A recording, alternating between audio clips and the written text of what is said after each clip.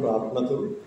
हे सर्वसमर्थ थोर आणि पवित्र पवित्र पवित्र सयाधीश परमेश्वरा, आमच्या राजांच्या राजा, आमच्या प्रभूंच्या प्रभू, तूच काय तो एक जीवन देव आहेस अखिल पृथ्वीवर, तुझं वाचून आणली कोणी देवच नाही.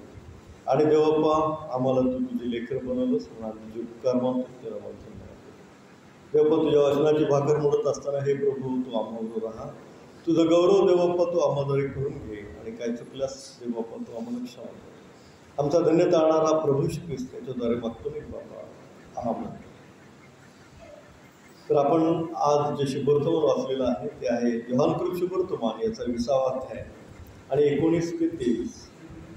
तर पुनरुत्थानानंतर प्रभू श्री ख्रिस्ताला जे गौरवी शरीर प्राप्त झालं होतं, त्या गौरवी शरीराद्वारे प्रभू श्री ख्रिस्त हा बंद दारातून, बंद भिंतीतून किंवा भिंतीतून बंद दारामधून आत जाऊ शकत होता, पुन्हा बाहेर येऊ शकत होता, कारण ते गौरवी शरीर होतं आणि ते गौरवी शरीर त्याला प्राप्त झालेलं होतं. आणि ते पुनरुत्थित व्यक्तीला ते गौरवी शरीर प्राप्त होतं. आणि प्रथम पुनरुत्थान हे प्रभू श्री ख्रिस्ताचं झालेलं आहे, आणि त्यामुळं त्याला जे गौरवी शरीर प्राप्त झालं तेच गौरवी शरीर आम्हालाही प्राप्त होईल अशी त्याने आम्हाला आशा देऊन ठेवलेली आहे. देवाची स्तुती असो. तर येशू ख्रिस्ताने फार महत्त्वाचा आशीर्वाद दिलेला आहे की तो दारे बंद असताना, यहुद्यांच्या भीतीमुळे दारे बंद असताना येशू आला व मध्ये उभं राहून म्हणाला, तुम्हास शांती असो, तुम्हास शांती असो. आणि पुन्हा 21व्या वचनामध्ये येशू ख्रिस्त पुन्हा त्यांना म्हणाला, तुम्हास शांती असो. देवाची स्तुती असो. तर शांती असणं हे फार मोलाची गोष्ट आहे, कारण शांती ही आपल्याला विकत घेता येते. आणि ती शांती जी आहे ती फक्त प्रभू श्री ख्रिस्त देऊ शकतो. याचं कारण असं आहे की तो शांतीचा अधिपती आहे. यशया 9वा अध्याय 6व्या वचनामध्ये असं म्हटलेलं आहे, आम्हासाठी बाळ जन्मला आहे, आम्हास पुत्र दिला आहे, त्याच्या खांद्यावर सत्तर आहे, त्याला अद्भुत मंत्री, समर्थ देव, सनातन पिता आणि शांतीचा अधिपती म्हणतील. प्रभू श्री ख्रिस्त शांतीचा अधिपती आहे, आणि तो आपल्याला काय करतो, शांती देतो. आणि त्याने ती दिलेली आहे. ती घ्यायची कशी हे आज आपण पाहणार आहोत. तो शांतीचा अधिपती आहे, त्याने आपल्याला शांती देऊन ठेवलेली आहे. कशी घ्यायची ते आज आपण पाहणार आहोत. आपण जर जगामध्ये बघितलं तर आत्ता या 2-4 दिवसातली घटना, एक डॉक्टर होते आहे ना सोलापूरचे, शिरीष वळसंकर, न्यूरोसर्जन, अतिशय मोठे डॉक्टर सोलापूरचे, की ज्यांचं स्वतःचं विमान आहे, ज्यांचं स्वतःचं विमान आहे, इतके मोठे श्रीमंत डॉक्टर, आणि ज्याने अनेक न्यूरोसर्जरी केल्या आणि अनेक पेशंटला वाचवलं. त्यांना अशांती झाली आणि त्या अशांतीमध्ये त्यांनी पिस्तूलमधून डोक्यात त्यांच्या गोळी मारून घेतली आणि गेले. आणि असं काय वय पण वृद्ध नव्हतं, मिडियम. तर अशांती झाली, डिप्रेशन झालं, त्रास तणाव आला डोक्याला की सहन होत नाही. परंतु येशू ख्रिस्त आपल्याला काय करतो, शांती देतो. शांतीचा अधिपती तो आहे. आपण जर येशू ख्रिस्ताबरोबर राहिलो, त्याच्याबरोबर असलो तर आपल्याला तो निश्चितच त्याची शांती देतो. आणखी उदाहरणं आहेत. झिया खान ही तरुण हिरोईन नाही का, 24-25 वर्षी तिने सुसाईड केलं. सुशांत सिंग राजपूत त्यांनी पण सुसाईड केलं होतं. तर ह्या अशांत घटना आहे. म्हणजे अशांत झालं मन की ते लोक इतक्या, म्हणजे सगळं आहे, पब्लिसिटी आहे, फेम आहे, पैसा आहे, गाडी आहे, बंगला आहे, सगळं सगळं सगळं आहे, सगळं आहे, काही नाही असं काहीच नाही. परंतु तरी पण त्यांना शांती नाही. म्हणजे शांती ही जी आहे ती फार महत्त्वाची आहे, की जी पैशाने, सोन्याने, बंगला गाडीने विकत नाही मिळत. तर ती येशू ख्रिस्ताकडे येऊनच घ्यावी लागते, कारण तोच एक शांतीचा अधिपती आहे, तोच एक जिवंत जीव आहे, आणि तो आपल्याला शांती देतो. आणि तो म्हणतो की जग जसं देतं तसं नाही, मी माझी शांती तुम्हाला देतो. बघा योहान 14:27, योहानकृत शुभवर्तमान 14वा अध्याय 27वा वचन, मी तुम्हाला शांती देऊन ठेवतो, मी आपली शांती तुम्हाला देतो, जसे जग देते तसे मी तुम्हाला देत नाही. तुमचे अंतःकरण अस्वस्थ अथवा भयभीत होऊ नये. पहा, मी तुम्हाला शांती देऊन ठेवतो. मी आपली शांती तुम्हाला देतो. जसे जग देते तसे मी तुम्हाला देत नाही. तुमचे अंतःकरण अस्वस्थ अथवा भयभीत होऊ नये. प्रभू येशू ख्रिस्त त्याची शांती आपल्याला देतो. जग देतं तसं नाही. म्हणजे सर्व परिस्थितीमध्ये जर येशू ख्रिस्त आपल्याला शांती देतो तर आपलं मन शांत राहतं. आपलं मन अशांत, घाबरट किंवा आता काय करू, आता काय होणार, आता माझं कसं होणार, ही चिंता विवंचना जर येशू ख्रिस्ताने शांती आपल्याला दिली तर आपल्याला ती चिंता विवंचना आपल्याला राहतच नाही. आणि ती शांती जर आपल्याला मिळाली तर आपल्याला प्रभू येशू ख्रिस्ताने एक आशीर्वाद पण दिलेला आहे. जे शांती करणारे ते धन्य, कारण त्यांना देवाची मुले म्हणते. देवाची मुले म्हणते म्हणजे आपण जर शांती करणारे असलो किंवा येशू ख्रिस्ताची शांती आपल्याला प्राप्त झाली तर आपण देवाची मुले होतो. जेव्हा मत्ते 5:9 मत्ते 5:9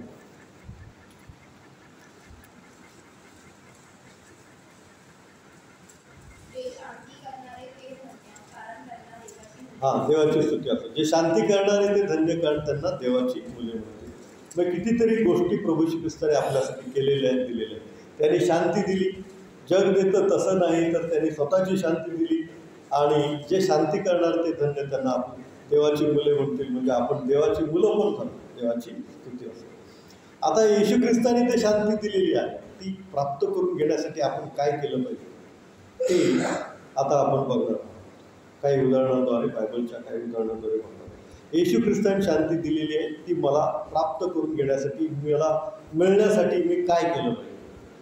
तर पहिली गोष्ट म्हणजे अशी की दुसऱ्याचं काय बोलणं असेल, दुसऱ्याचं काय वागणं असेल तर त्याच्यामुळं आपण डिस्टर्ब नाही झालो किंवा त्याच्या बोलण्याला, त्याच्या वागण्याला आपण आर्ग्युमेंट करत नाही राहिलो तर ती येशू ख्रिस्ताची शांती आपल्याला मिळते. नाहीतर दुसऱ्याच्या बोलण्यामुळं आपलं मन अशांत होऊन जातं. दुसऱ्याच्या वर्तणुकीमुळं, वागण्यामुळं पण आपलं मन अशांत होऊन जातं.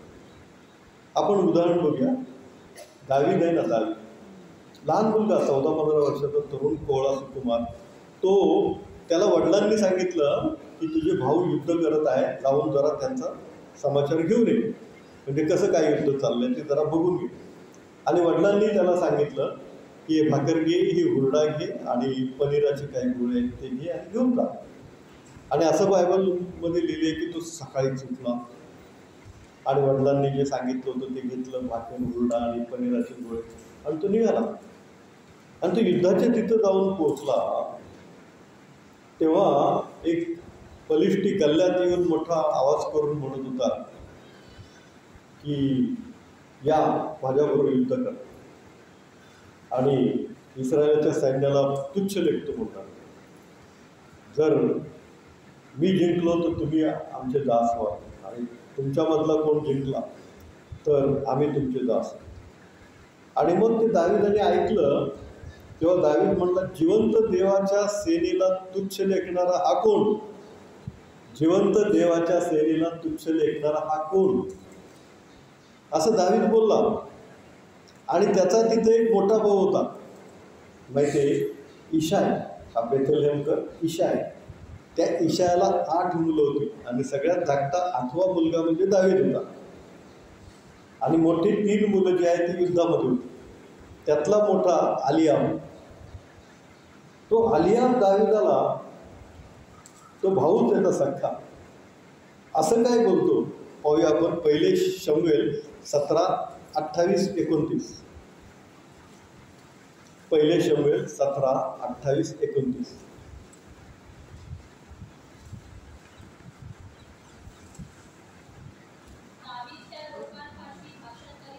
दावीद त्या लोकांपाशी भाषण करीत होता. ते त्याचा वडील भाऊ आलियाब याने ऐकले. तेव्हा तो दाविदावर संतापून म्हणाला, येथे आलास कशाला?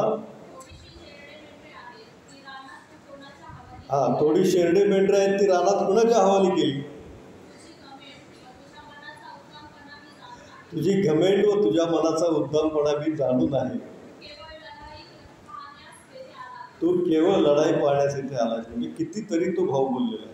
हा बिचारा एवढा लांबचा प्रवास करून चालत त्यांच्यासाठी भाकर बिकर घेऊन गेला, पनीराचे गोळे हुरडा वगैरे घेऊन गेला. आलिया त्याला एकदम कसा बोलतो, तू घमेंडी आहेस, तू उद्दाम आहेस, तू मुद्दाम आलायस इकडे, नुसतं युद्ध पाहायचं म्हणून, तू मेंढर सोडलीस कुठं, कशाला आलास इकडे.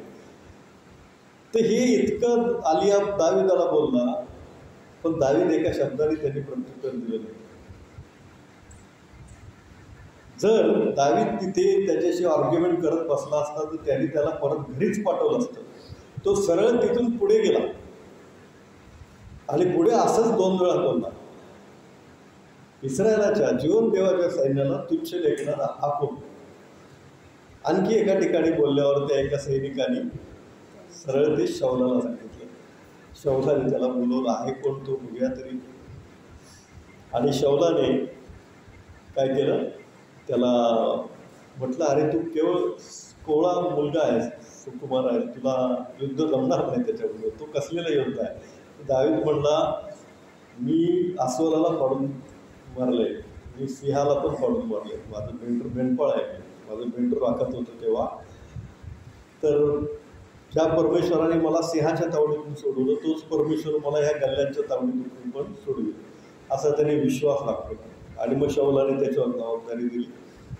आणि मग दावीद आला तर ते सगळं चिलखत वगैरे घालून, ते भाला वगैरे त्याला काय जमलं नाही, ते वजन झालं, कारण लहान मुलगाच होता तो. आणि मग ते सगळं काढून ठेवलं त्यांनी. आणि येता येता एक म्हणजे ओहोळ लागतो, त्या ओहोळातून त्यांनी 5 दगड गोटे घेतले आणि त्याची गोफण होती. आणि मग गल्ल्यात जेव्हा समोर आला तेव्हा तो म्हणाला, ये काठी घेऊन आलास काय, ये, मी तुझं मांस आकाशातल्या पक्ष्यांना खायला घालतो. तर दावीद म्हणाला, आज ज्या परमेश्वराच्या नावात मी आलो आहे तो परमेश्वर तुला माझ्या हाती देईल. आज मी तुझं मुंडकं धडावेगळं करीन आणि तुझंच मांस आकाशातल्या पक्ष्यांना खायला घालेन.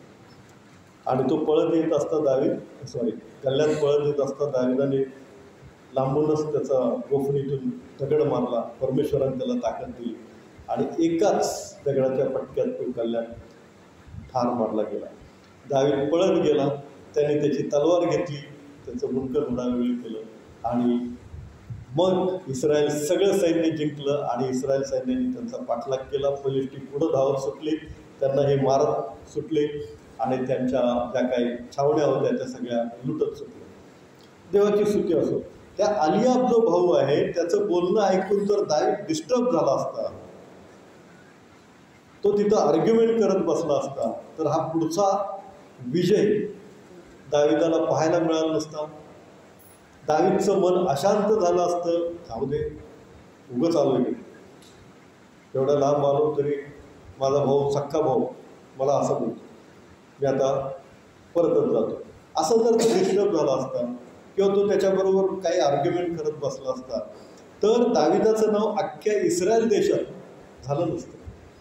एकच गोष्ट अशी झाली की ज्या गल्ल्यातला कोणीही मारू शकत नाही त्या गल्ल्यातला दाविदाने मारलं आणि त्यामुळं दावीद अख्ख्या इस्रायल देशामध्ये फेमस झाला. आणि स्त्रियांनी मग मोठा गजर केला की शौलाने 1000 वीण दिली आणि दाविदाने लाखो वीण दिले. देवाची स्तुती असो. आणि दाविदाचं नाव फेमस झालं अख्ख्या इस्रायल देशामध्ये.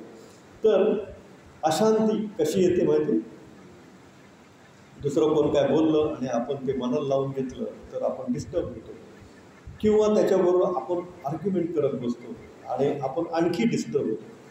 तर आपली शांती आपण टिकवून ठेवली पाहिजे.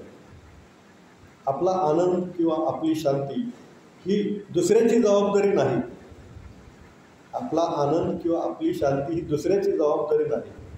किंवा परमेश्वरांची, प्रभू श्री ख्रिस्तांची दिलेली आहे शांती, ती आपण टिकवून ठेवण्यासाठी 2च गोष्टी करायच्या, की कोण काय बोललं डिस्टर्ब व्हायचं नाही आणि कोण काय वाईट वर्तन केलं तरीही आपण त्याचं वाईट करायला जायचं नाही.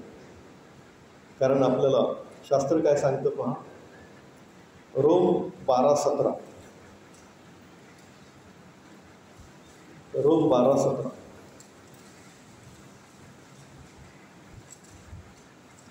तुमचा छळ करणाऱ्यांचा करणाऱ्यांना आशीर्वाद द्या, आशीर्वादच द्या, शाप देऊ नका. आनंद करणाऱ्यांबरोबर आनंद करा आणि शोध करणाऱ्यांबरोबर शोक करा. परस्पर एकचित्त असा. मोठमोठ्या गोष्टींवर चित्त ठेवू नका, तर लोक 3 वृत्तीच्या लोकांचा सहवास करा. हां, ठीक आहे. काय म्हटलेलं आहे रोम 12:17 मध्ये? वाईटाची फेड, वाईटाबद्दल वाईट अशी कोणाची फेड करू नका. हां, सर्व मनुष्यांच्या दृष्टीने सात्विक ते करण्याकडे लक्ष ठेवा. हां, देवाने आपल्याला शिकवलेलं आहे की वाईटाची फेड वाईटाने करायची नाही. जर कोणी आपलं वाईट करत असेल तर आपण त्याचं वाईट करायचं नाही. आपलं वाईट होण्यापासून परमेश्वर आपलं संरक्षण करणार. कसं संरक्षण करणार? तर अब्राहमाचा एक आशीर्वाद, तुझं अभिष्ट करणाऱ्याचं मी अभिष्ट करीन, तुझं अनिष्ट करणाऱ्याचं मी अनिष्ट करीन. जर कोणी तुमचं अनिष्ट करायला गेला तर त्याचंच अनिष्ट होईल, कारण तो आशीर्वाद आहे अब्राहमाला दिलेला. म्हणून आपण अनिष्ट करायला, त्याचं वाईट करायला जायचं नाही का? त्याबद्दल पण काय लिहिलेलं आहे पहा, नीतिसूत्रे 17 अध्याय 13 वचन. जर तुम्ही कुणाचं तरी बरं करताय आणि तो तुमचं वाईटच करायचं बघतोय तर त्याच्यासाठी पण एक वचन आहे, नीतिसूत्रे 17 अध्याय 13 वचन.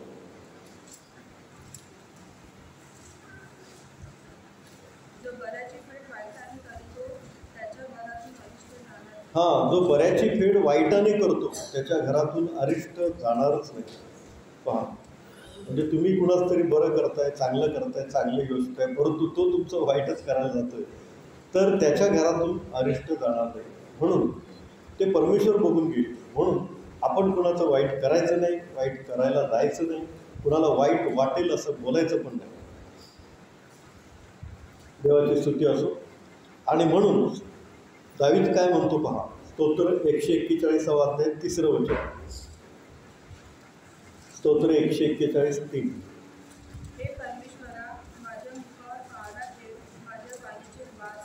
हां, हे परमेश्वरा माझ्या मुखावर पहारा ठेव. दावीदाचं स्तोत्र आहे 141. तर दावीद देवाला विनवणी करतो, माझ्या मुखावर पहारा ठेव, म्हणजे माझ्या मुखातून कुठलंही वाईट असं बोललं जाऊ नये. माझ्या मुखावर तुझा पहारा असेल, माझ्या मुखातून सदैव चांगली सद्वचनच बाहेर पडू दे.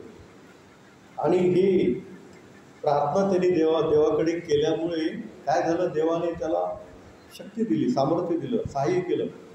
आणि एक प्रसंग दाविदाच्या जीवनामध्ये असा आला की दाविदाला तोंडावर शिव्या घातल्या एका माणसाने. शिमी, तुम्हाला लक्षात आहे, शिमी नावाचा एक माणूस. दावीद राजा होता आणि झालं काय, अबशालोम नावाचा त्याच्या मुलाने त्याच्यावर चालून आला काही सैन्य घेऊन. त्याचाच मुलगा, दाविदाचाच मुलगा अबशालोम. तो काही सैन्य घेतला आणि दाविदावर चालून आला. आणि मग दाविदाला खूप वाईट वाटलं, आता कसे युद्ध करायचं याच्याबरोबर, त्याला राजा व्हायचं होऊ दे. आणि दावीद त्याचं सेनापती घेतला, काही थोडं सैन्य घेतलं, याजक घेतलं आणि याजकांबरोबर सैन्याबरोबर सेनापतीबरोबर दावीद राजवाडा सोडून निघून गेला. जैतुनाचा पर्वत जो आहे आपण ऐकतो म्हणतो, तो रडत रडत त्यांनी चढला की त्याच्याच मुलाने त्याच्या विरुद्ध बंड केलं. ठीक आहे, त्याला राजा व्हायचे होऊ दे. आणि दावीद निघून गेला. तो दावीद निघून जाताना शिमी नावाचा एक माणूस त्याला भेटला आणि त्या शिमी नावाच्या माणसाने त्याला अत्यंत शिव्या दिल्या, शाप दिले. बघा, वाचा 2 शमूएल 16 अध्याय 7 वचन. 2 शमूएल 16:7.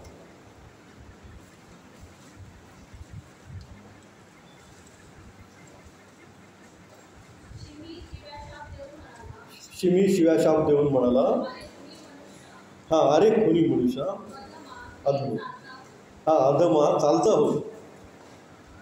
बघ ना, बघा, दाविदाला असं बोलणारा म्हणजे शक्य तरी आहे का? तो राजा आहे, ज्याने इतकी युद्ध जिंकली, इतका, त्याच्यापुढं कोणच टिकलं नाही. त्याला हा एक साधा माणूस शिमी नावाचा शिव्याशाप देतो. आणि त्याचा सेनापती जो आहे तो विचारतो दाविदाला की महाराज फक्त आज्ञा करा, त्याचं मुलगा आत्ता मी घडा वेगळं करतो. नुसती आज्ञा काय. तर दावीद काय म्हणतो, अरे जाऊ दे, परमेश्वराने जर त्याला पाठवलं असेल तर मला शिव्या द्यायला, मग मी काय करू. परमेश्वराने जर त्याला आज्ञा दिली असेल तर त्याचा आणि रक्तपात करून डबल पाप होणार माझ्याकडून. माझ्याकडून काय चुकलं असेल आणि परमेश्वराने त्याला पाठवलं असेल शिव्या शाप द्यायला, तर दाविदाने जी प्रार्थना केली होती ना 141:3, माझ्या मुखावर तुझा पहारा असू दे, म्हणजे माझ्या मुखातून कुठलाही वाईट शब्द जाऊ नये. आता तो शिवाशाप देतोय तरी दावीद त्याला शिवाशाप देत नाही, आणि याचे परिणाम पण देवबाप आशीर्वादामध्येच करतो. पहा, अबशालोम जो राजा बनून आला होता, त्याचाच मुलगा, दावीदचा मुलगा, तो युद्धामध्ये ठार मारला जातो आणि दावीद पुन्हा राजवाड्यात येतो आणि पुन्हा तो राजा बनून राहतो. म्हणजे परमेश्वर जो शांती करतो त्याला देवाची मुलं होण्याचा अधिकार देतो, आणि देवाची मुलं म्हणजे काय, ते नेहमी आशीर्वादितच असतात. मगाशी पण आपण पाहिले की दाविदाने आलियाबाद त्याच्या भावाला, सख्या भावाला उलटसुलट काय बोलला नाही, आणि त्यामुळं दाविदाला एक बक्षीस मिळालं ते मोठं, म्हणजे त्याचं नाव अख्ख्या इस्रायलमध्ये प्रसिद्ध झालं. आता पण आपण बघतो की शिमी त्याला शिव्या शाप देत होता, परंतु त्याने त्याच्याकडे लक्ष दिलं नाही. जर शांती परमेश्वराची आपल्याला पाहिजे असेल, दिलेली तर आहे त्याने, आपलं जर घ्यायची असेल तर कोण काय बोलतो याच्याकडे लक्ष न देता, डिस्टर्ब न होता, त्याच्याशी आर्ग्युमेंट पण न करता आपण आपल्या देवाच्या वचनामध्ये आणि प्रार्थनेमध्ये रमून जायचं. जे काय असेल ते देव बघून घे, पण आपलं जर चूक आहे असं वाटत असेल तर क्षमा मागायला पाहिजे. आणखी एक उदाहरण म्हणजे बायबलमध्ये आपल्याला दिलेलं आहे, योसेफ, याकोबाचा मुलगा योसेफ आहे ना, त्याला एक स्वप्न पडलं की तो आणि त्याचे भाऊ पेंड्या बांधत आहेत, आणि योसेफाची एक पेंडी उठून उभी राहिली, आणि 11 भावाच्या पेंड्या पण उठून उभ्या राहिल्या, आणि त्या 11 भावाच्या पेंड्यांनी त्या योसेफाच्या पेंडीला नमन केलं. म्हणजे भावाच्या पेंड्यांनी योसेफाच्या पेंडीला नमन केलं. याचा अर्थ असा की भाऊ सगळे योसेफाला नमन करते. हे स्वप्न पडलं तेव्हा योसेफाचं वय होतं 17 वर्ष, आणि हे स्वप्न त्यांनी सांगितलं. मग ते भाऊ चिडले आणि भावांनी त्याला मारायचा प्लॅन केला, आणि एकदा तो सापडला त्यांच्या तावडीत सापडल्यावर त्यांनी काय केलं, त्याला पहिले खड्ड्यात टाकलं. मग त्या भावांमध्येच एक दोघांचं दुमत झालं की कशाला मारायचं, त्याला मारून आपल्याला काय फायदा, त्याला काढून विकू म्हणजे पैसे तरी मिळतील. मग त्याला खड्ड्यातून काढलं आणि 20 रुपयाला विकलं. किती रुपयाला? 20 रुपयाला. तेव्हा तो फक्त 17 वर्षाचा, आणि मग ते विकलं. मग तो गुलाम झाला, इजिप्त म्हणजे मिसर देशात गेला. तिथं त्याला विनाकारण जेलमध्ये पण जावं लागलं, आणि जेलमधून जो बाहेर आला तो पंतप्रधान झाला, मिसर देशाचा पंतप्रधान. त्या भावांनी त्याला खड्ड्यात टाकलं, त्या प्रित्यर्थ त्यांना शिव्याशाप दिले नाही. विकलं त्या प्रित्यर्थ पण तो त्यांच्याशी वाईट बोलला नाही, आर्ग्युमेंट्स केलं नाही, काय नाही. त्यांचा वाईटपणा त्यांना नंतर भोवला. आपण वाईटाची फेड वाईटाने करायची नाही हे पाळलं त्या योसेफाने, आणि म्हणून ते जे अरिष्ट त्यांच्या घरातून जाणार नाही, वाईट करणाऱ्याच्या घरातून जाणार नाही, हे जे नीतिसूत्र 17-13 म्हटलेलं आहे तसं झालं बघा. ते सर्व भाऊ अगदी भुकेने कंगाल झाले, बेजार झाले दुष्काळामध्ये. योसेफ मात्र पंतप्रधान म्हणून अगदी ऐशारामात राहत होता, आणि या भावांना ते योसेफकडे येऊन त्याला भूमीपर्यंत नमन करावं लागलं. आणि हे स्वप्न ते एकदा पडलं होतं, परंतु आपण जर बघितलं तर भूमीपर्यंत त्यांनी 3दा नमन केलेलं आहे. जर वाचलं आपण ते, भूमीपर्यंत लावून त्यांनी 3दा नमन केलेलं. म्हणजे परमेश्वर आपल्याला जो शांती देतो ती आपल्याला जर घ्यायची असेल, प्राप्त करून घ्यायची असेल, तर 2च गोष्टी करायच्या. कुठल्या? एक, आपण शांत राहायचं, आपण आर्ग्युमेंट पण करायचे नाही, आणि त्याच्या बोलण्याने किंवा त्याच्या वागणुकीने आपण डिस्टर्ब पण व्हायचं नाही. आपण डिस्टर्ब पण व्हायचं नाही आणि आपण त्याला आर्ग्युमेंट पण करायला जायचं नाही, परंतु आपण शांत राहायचं. म्हणजे देवबाप त्याची शांती आपल्याला जी दिलेली आहे ती आपल्यामध्ये टिकून राहते. अशांत मन हे डेंजरस आहे. अशांत मन काय करेल काय सांगता येत नाही, कारण मनच आहे की जे शरीराचा नाश करतं. आता तुम्हाला मी सांगितलं डॉक्टर श्री शिवशंकर वगैरे हे भरपूर मोठे मोठे लोक ज्यांच्याकडे पैसा बेफाम आहे, सगळं आहे, काही करायची गरज नाही. आज मोलमजुरी करणाऱ्याला किंमत कळते की बाबा दिवसभर कमवल्यावर किती मिळतं. त्या सगळं मिळून झालेल्या लोकांना पण शांती नाही आहे, अशांत मन आहे. अशांत मन काही करू शकतं. म्हणून अशांती घालवण्यासाठी देवाची शांती आपण घेतली पाहिजे आणि ती प्राप्त करून घेण्यासाठी डिस्टर्ब व्हायचं नाही आणि आर्ग्युमेंट पण करायचं नाही. आपण प्रार्थना करू. हे सर्वसमर्थ आणि पवित्र पवित्र पवित्र से आयुष परमेश्वरा देवा, तुझी शांती तू आम्हाला देतोस म्हणून तुला धन्यवाद. ती आमच्याकडे आम्ही प्राप्त करून घ्यावी आणि ती टिकून ठेवावी आणि तुझी मुले बनवून राहावं असा आत्मा तू आम्हाला देवा. आमचा धन्य तारणारा प्रभू श्री ख्रिस्त याच्याद्वारे मागतो मी बाबा. आम